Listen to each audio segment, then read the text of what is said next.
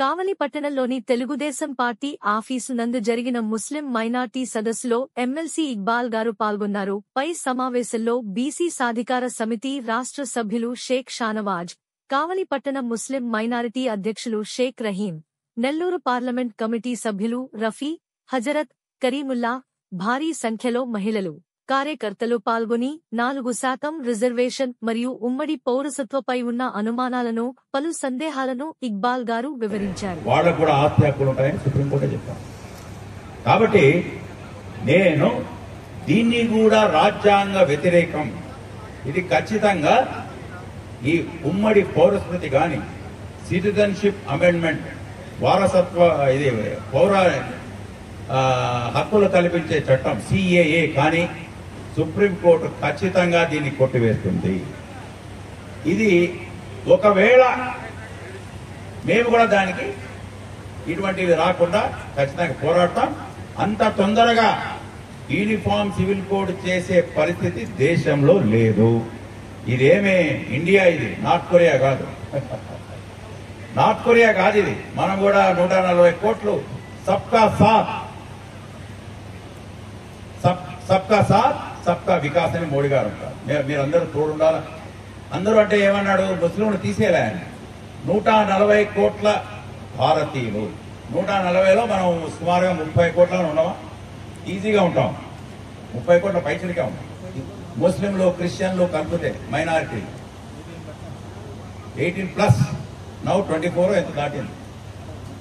So ఇప్పుడు మనం వాళ్ళు చాలా మంది మన నూరు భాషా సోదరులు కలుపుకోలేదు. వాళ్ళు మన వాళ్లే. నూరు భాషా సోదరులు మైనారిటీలు అని నేను కమిషనర్ గా ఉన్నప్పుడు సర్టిఫికేట్ ఇచ్చింది కూడా నేనే. ముస్లింస్ వాళ్ళని ముస్లింస్ గానే ట్రీట్ చేయాలి, మీరు వాళ్ళని ఏదో కించపరుస్తూ మాట్లాడడం తప్పు అని ఇచ్చింది కూడా నేనే. సరే, అది వేరే విషయం. నేనేమంటున్నా అంటే అది అవసరం. వాళ్ళు సరే ఎలక్షన్ కోసము ఇప్పుడు వైఎస్ఆర్సీపీ వాళ్ళు ఏ విధంగా ప్రచారం చేసుకుంటున్నారో వీళ్ళు కూడా కొన్ని ఏదో అట్లా ఉంటే తప్ప మనకు మెజారిటీ రాదని ఏమని అనుకొని ఉండవచ్చు. కానీ ఇది రాజ్యాంగ పరంగా, కోర్టుల పరంగా చాలా చాలా ఇబ్బంది కలిగించే విషయాలు. మనం కూడా 4% రిజర్వేషన్ చేసి కోర్టుల మీద ఆధారపడ్డాం. ఏ పార్టీకి కూడా హక్కు లేదది. సమానత్వం, మత స్వేచ్ఛను అడ్డుకునే ఏ చట్టాలు కూడా ఇవి ఏ పార్టీ కూడా, ఏ ప్రభుత్వం కూడా అమలు చేయలేదు.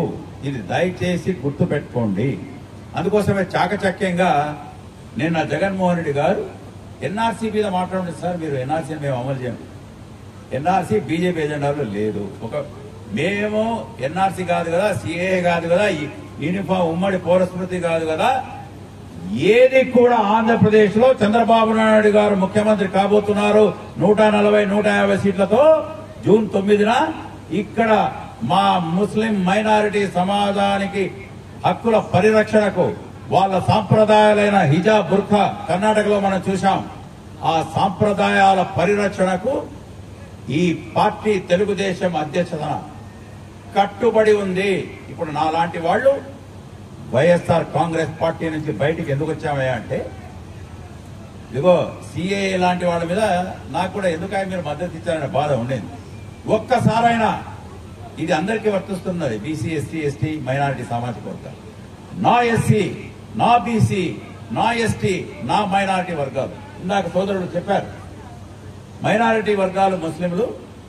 జగన్ గారు అత్యంత ఇక మాకు ఈయన వైఎస్ఆర్ లాగానే నేను కూడా ఆయన 4% ఇచ్చాడు రాజశేఖర రెడ్డి గారు, అభిమానించి చేరాము.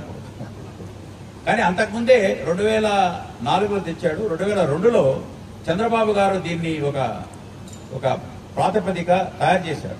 దీన్ని 2004లో ఫుల్ ఫామ్ లో వచ్చింది. కానీ అంతకుముందే బాబు గారు కూడా ఆలోచించారు. అప్పుడు మేము ఉన్నాం అంటారు. సరే, కానీ జగన్మోహన్ రెడ్డి గారి గురించి నేను ఇది ఆశించలేదు. ఒక్కసారైనా నేను మైనారిటీ కమిషనర్ గా పనిచేశా, సెక్రటరీగా పనిచేశా. వక్ఫాస్తులు ఏ విధంగా పెంచాలి, ఏ విధంగా వక్ఫాస్తుల వల్ల ప్రయోజనం కలుగుతుంది మైనారిటీలకు. మీరు వినుంటారు, ఒక వారం క్రితం షరీఫ్ భాయ్ నా గురించి కూడా స్పెషల్ ఆఫీసర్ గా మేము ఇక్బాల్ గారిని పెట్టి 300-400 ఎకరాలు మేము కబ్జాదారుల కూరల నుంచి దాన్ని రక్షించాము. అది నేనే. అప్పుడు ఎవ్వరి అల్లాకు తప్ప ఈ తల ఎవరికి వంచాము. ఎన్నో బెదిరింపులు, ప్రలోభాలు ఎవరికి లోకకుండా. ఎందుకంటే మనము భయపడేది ఆయనకి. ఆయన అన్నాడు కదా, సర్వలోకాలకు రబ్బుల్ ఆలమీన్, సబ్కా మాలిక్ ఏక్, అందుకోసమే ఒకడే దేవుడు అనేది.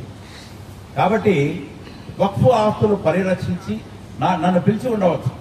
కేవలం పదవులు 6 మందికి ఇచ్చాము, ఎమ్మెల్యేలు ఇంతమందికి ఇచ్చామనేది కాదు.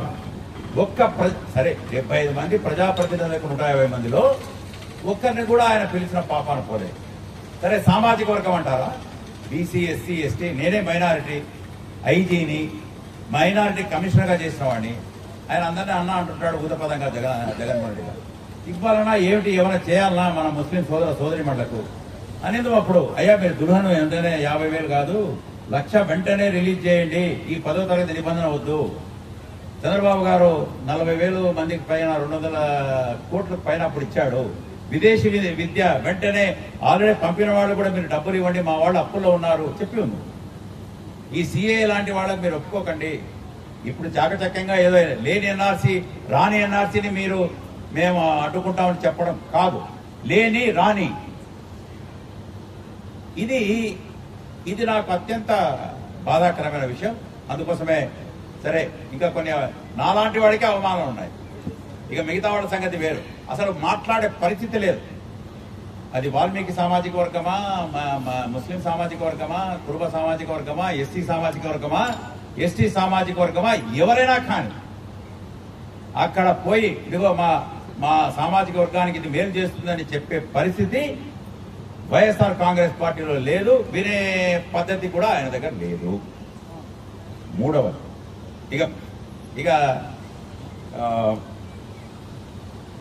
మీకు ఇందులో ఏదైనా డౌట్స్ ఉంటే అడగండి. ఎవరికైనా అనుమానాలు ఉంటే దయచేసి నో ఇది చాలా ప్రాధాన్యత గల అంశం. ఇది నేను అందరికీ చేరాలి. మీరు మా అక్కడ నాన్ ముస్లిం సోదరులు కూడా ఉన్నారు, మీరు కూడా అర్థం చేసుకున్నారని నేను అనుకుంటున్నాను. ముస్లింలు అందరూ ముస్లింలు, ఓకే. నాన్ ముస్లిం సోదరులు ఎవరు ఉన్నారు? ఓకే. ఎవరికైనా అనుమానం ఉందా? ఇంకొకటి అంటున్నారు, ఒక ఆయన అడిగాడు చిలుకూరుపేట, సార్ 400 సీట్లు వస్తే రాజ్యాంగానే మార్చేసి మోడీ